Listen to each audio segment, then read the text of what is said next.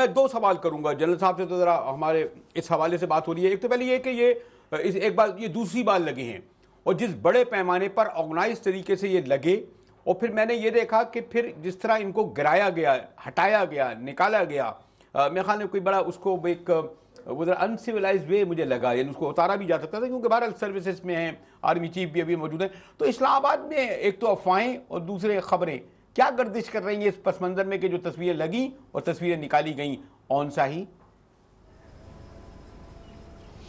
जी sir, बिल्कुल। इस्लामाबाद में जब से इस्लामाबाद ने सारे 11 शहरों में लगे हैं तो बड़ी चहम गोइयाँ हो रही हैं। और इस वक्त जो पॉलिटिकल नैरेटिव है सारे का सारा, वो जो है उसमें जो लोकल जो इश्यूज़ हैं पॉलिटिक्स के, मैं TORs का है, इलेक्शन कमीशन की कमेटी है, वो नहीं है। इस वक्त जो सबसे बड़ा इशू है पॉलिटिकल के, जनरल रहील शरीफ साहब को एक्सटेंशन मिलेगी या नहीं मिलेगी। और उसी के अराउंड ये सारा जो हुआ है कि जिस तरह ये सारे बैनर्स आपको नजर, और बैनर्स जो हैं वो नज़र आए आपको, आप पारा में, रेड जोन में और कंटोनमेंट में जो पिंडी का एरिया है।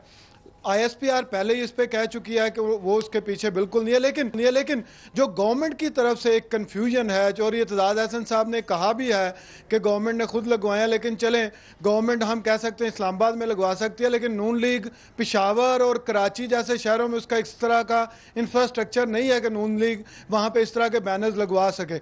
लेकिन जो एक चीज़ जो लैग कर रही है, अपने आप को एक्सर्ट करना।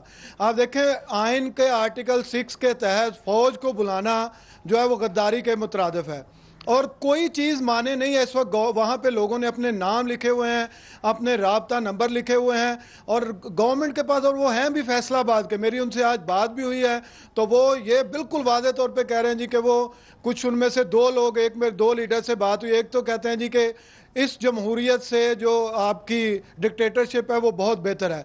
जो सर्विस डिलीवरी के इश्यूज़ हैं, जिस तरह आपने लोगों से बात की, जनरल रहील शरीफ इस वक्त बहुत पॉपुलर है, लेकिन उनकी जो पॉपुलैरिटी है वो गवर्नमेंट के जो है वो जो गवर्नमेंट की सर्विस डिलीवरी की नाकामी।